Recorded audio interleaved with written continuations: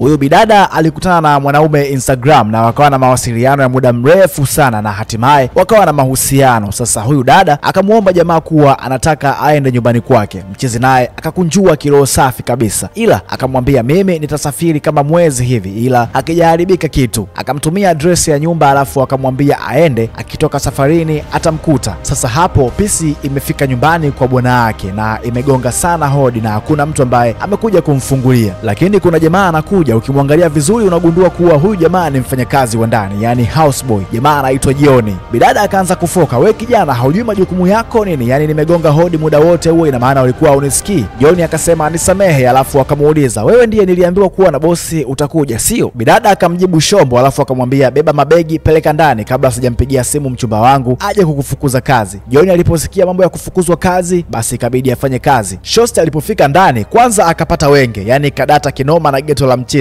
Anajizungusha huko anajiuliza maswali, jamani mbona pazuri hivi? Watanikoma, yani watanikoma. Akamuuliza John, hivi umesema unaitwa nani vile? Akamwambia naitwa John, ila ukiniita John sio mbaya bosi, nitaitika tu. Sasa wakati John amekaa akaambiwa wewe hebu toka, nani amekwambia ukalie makochi? Una akili kweli wewe? Hebu toka. John akamwambia samahani bosi, alafu akamuuliza vipi kuhusu chakula, utahitaji chochote ili nikupikie? Hapo alipoambiwa kuhusu chakula akatuliza kidogo fuvu, akamwambia hapo umekuwa kijana mzuri.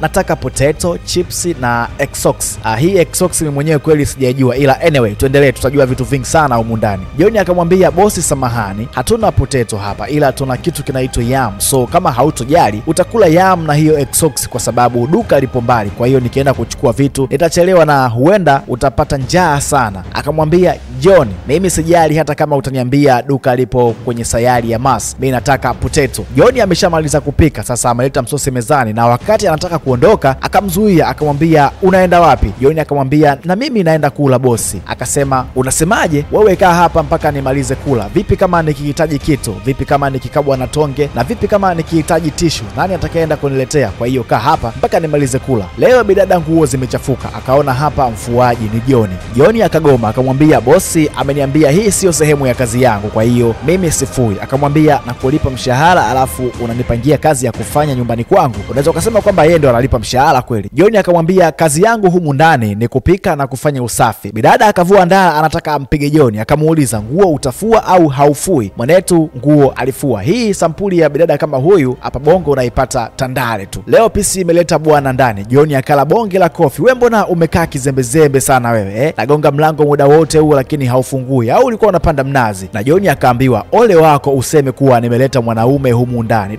Kibaba kimejaa kinoma alafu kifupi balaa. John anakiangalia tu. Sasa hapa bwana yake amepiga simu kuwa mdogo wake atakuja hapo nyumbani. Kuna namna kama akataka kugoma hivi, ila akasema anyway mlete hamna shida. Bidada alipofika akamuuliza wewe mbona haujafanana na kaka yako au mama tofauti? Akamwambia hapana ni kawaida, ila yeye kidogo sasa hivi kabadilika kwa sababu kwanza akajipata ana pesa, kwa hiyo atakuwa na tofauti kidogo na wengine. Sasa hapa walitoka na huyu dada akamnunulia zawadi John, ila alimind sana kuona kuwa John amenunuliwa zawadi. Akamwambia yani nimekutoa out alafu kumbe umeenda kumnunulia John zawadi kwa hela yangu, wifi hapo umezingua. Leo pia akapigiwa simu anaambiwa kuwa inabidi aongezewe mdada wa kazi kwa sababu John anachoka sana na kazi pale nyumbani. Akamuita John kwanza alafu akampigisha magoti na akamuuliza kwa nini umepiga simu alafu unasema kuwa kazi ni nyingi sana hapa nyumbani? John akamwambia mimi sijapiga simu ila yeye ndio amepiga simu. Akamwambia kama huyo dada akija basi wewe utafukuzwa kazi. Chuma kimeingia kutoka bushi, kimenyoka kabisa. Akatambulishwa kuwa anaitwa Benita na anafanya kazi kama hana akili nzuri. Siku ya kwanza Bonita akashindwa kuwasha microwave. Bosi akamkuta, akamzingua kinoma alafu akamwambia utakuja kuniunguzia vitu vyangu. Ukitaka kutumia niambie nikuwashie wewe binti wa vijijini.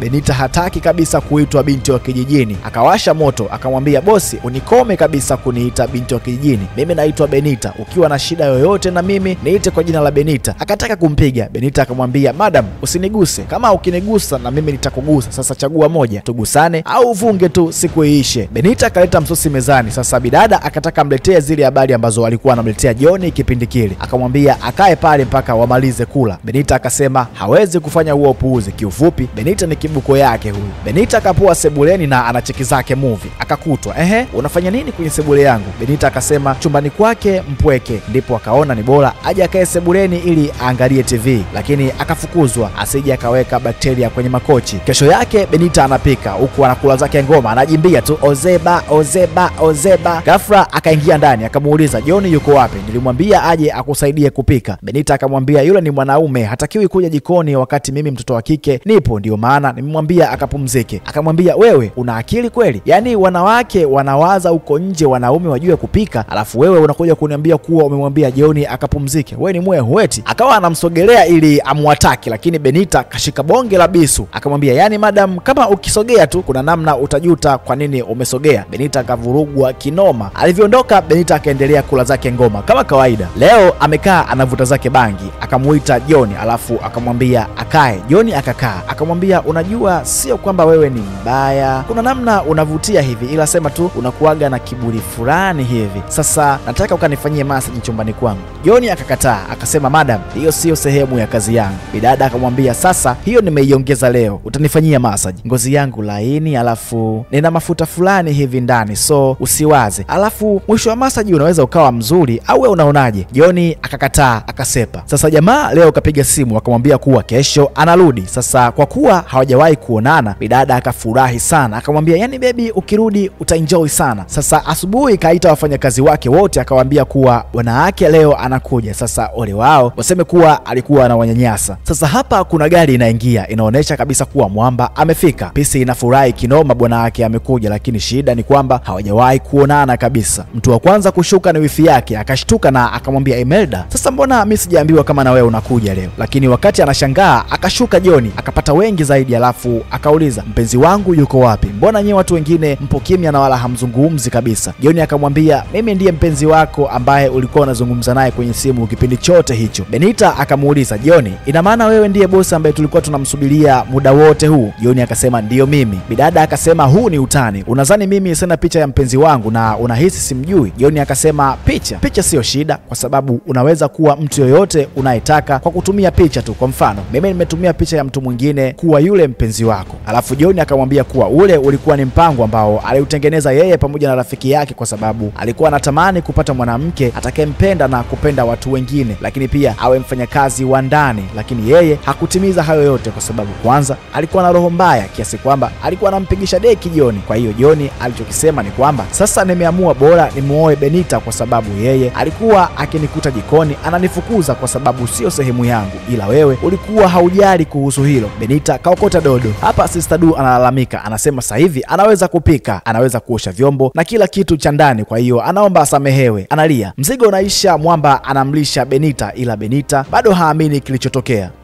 Kutoka makao makuu ya PMbet mpaka hapa Kigamboni, Dar es Salaam, ambapo tumekuja kumkabidhi mshindi wa gari aina ya Nissan X-Trail ambayo ipo nyuma yangu hapa. Kwanza mimi nilikuwa siamini japokuwa kashinda yeye, lakini siku ya kwanza ambapo anapigiwa simu tumefurahi sana kiukweli. Napenda kucheza 7 Fruit, hadi kindege anacheza. Bahati zipo jamani, sio uongo, ni kweli kabisa. Promotion ya Royal Win Plus inaendelea kutoa magari mengi zaidi kila kukicha, lakini pia pesa taslim. Jisajili kupitia tovuti yetu pmbet.co.tz.